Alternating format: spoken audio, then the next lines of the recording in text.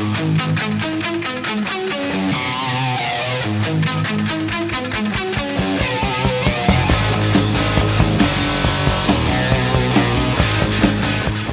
Bald Rhino back with another informative video and some cards. I apologize for not doing a video for quite a while.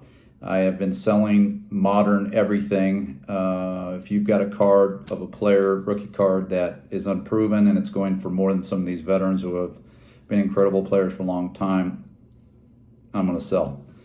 And so I've been selling Acuna, Soto, just about everything that I've had. I'm really amazed at the prices that I'm able to get. In fact, so much I've been having my kids help me sell some of these things. Now, obviously, I'm going to keep some of the Acuna and Soto that are rare. Like I have a Soto foil rookie 10 that I'm probably not going to move. I'm going to regret it probably. That card's over 500. I think it's probably one that could be sold.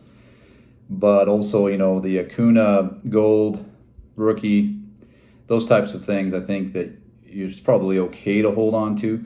But when the pop reports 10,000 cards and everyone has one, I just don't know why that, I just can't see it. And then those cards are being flipped. And so you can only flip so many times before the bottom falls out. Like, so that's what I am doing. The second is that if you're selling cards, sell, and selling 10s, hold firm on your pricing. In fact, I would price those 10s above market and then just don't negotiate very much at all. Two reasons for that. The first is that PSA now has a dramatic price increase for ultra modern, and they are, by all admissions, much tougher graders.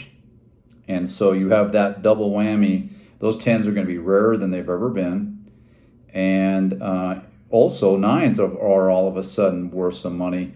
And that was one of the risks of grading cards for years, is that you'd get a 9 and you couldn't really move it. But now you can move it for at least the grading cost. In some instances, an 8 you can move. That'll be interesting to see how long that holds. But that's what, hold on to those 10s, because that can, you know, you can have a couple good 10s and pay for an entire grading order. Let's see what else I got. Oh yeah, the window for SGC is closing quickly. I think SGC knows.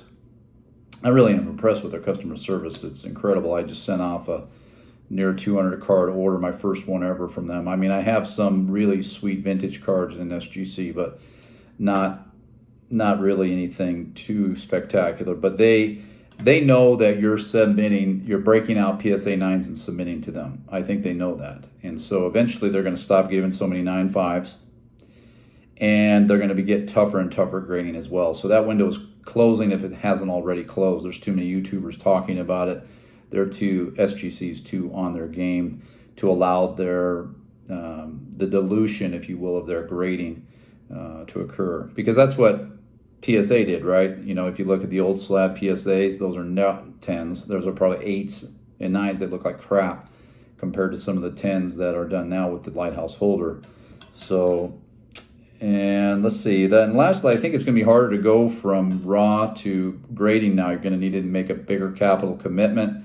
You're going to have a mic OI for cards, which most of us, including myself, don't have. I mean, there are times where if I think it's a 9 or 10, I'm going to submit it. And as you all know, I submit cards that get 6, 7s, and 8s sometimes because I miss things. So I think younger people will definitely have an advantage if their eyes are good. But anyway, enough of my talk. I hope that you're having a safe and enjoyed the 4th. We're one of the few countries in the world that gets to do that. And now for some cards. I hope you enjoy them. Take care. Okay, YouTubers, we're back, and now for the cards. This is I'm basically targeting with all the sales of the modern cards, some of the cards that I've always wanted. Now, admittedly, I've waited too long on some of these cards, and it's uncomfortable spending the money that they do cost, but I find that they make me a lot happier than an Acuna card that reminds me of the old Atlanta Braves Andrew Jones. So we'll see if that pays off. I'll be dead long before we know for sure whether that works out, probably. But this is the 63 tops of the Pete Rose. He's down here in the corner right there. And You know, not my favorite card in any way, but this one has a really rough upper right corner. I think it would have graded a much better, but I like the centering. It's as good centered really as, you know, some of the other really expensive cards, but I love the card. I collect Rose. I mean, I kind of have a little 85 401 in me, you know, because Bonds is going to get in, so is Rose eventually. So there you go. There's the first one. And then in that same vein, this is my favorite Rose card of all time. Same grade too. You know, nothing crazy on the grade, just enough to be able to celebrate having the card. And God, look at that. That is just such a great card. It's the first one where he was by himself. You have the Rookie Cup. And he did win Rookie of the Year that year, obviously. So pretty special. Pretty special. And then, as you all know who watch my videos, I do collect the Gaudi 1933 Gaudi set. This is one of my favorite cards of, sorry about all the glare. That's just tough. Because I slab them into the perfect fit sleeves, or put them in the sleeves immediately upon getting them, because I've made some mistakes in the past. And it's a pain in the butt, particularly now, to send them in if you destroy the case. But this is the Rogers Hornsby PSA 4, a little higher grade than I like to, but you know, these cards don't come up like this very often. And a couple things that are interesting is that if you see right up here, PSA sometimes lets things go. Now that to me is the stain, right? But I think that the card might have graded a lot higher if they hit, and then with the stain. So I don't know. I'm not expert enough to understand.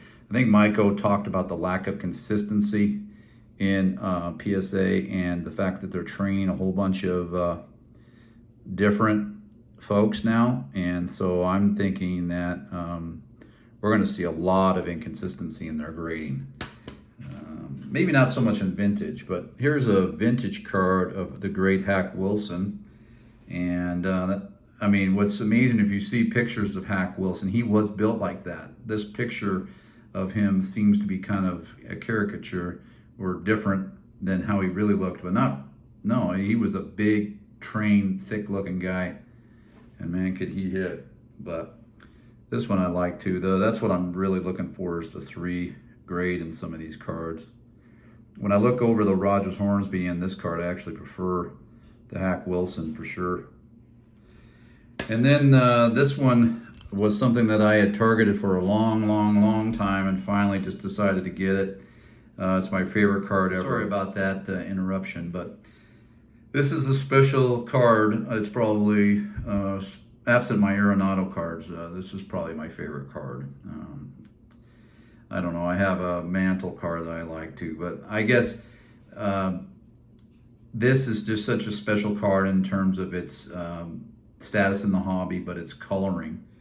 You know, I think, you know, if you get right up on it, it's in great shape. Now, I think that this would grade lower at PSA. I could be wrong, but you know, it's too expensive to try to cross over. But it's a beautiful card, and if you look at the back here, it's actually not too bad a shape. Those rounded edges are pretty common for those days and those cards, but it's just, God, I love the 33 Gaudi set so much.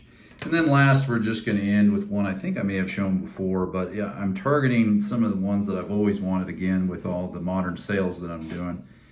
And so this is the Nolan Arenado Bowman Prospects card, orange. I think it's a 1 of 2 in terms of PSA 10s. But, you know, he's the GOAT. And this is what I'm talking about with modern cards. This is a 7-time Gold Glove winner. It'll be interesting how he plays without being at Coors Field. But, I mean, you cannot tell me that he shouldn't be worth more if some of these other cards are worth what they're worth. So this one is to $250, and these cards are pretty. So anyway, let's just give a little quiet time to the GOAT. Hope everybody has a safe evening. Thanks for tuning in. Bye-bye.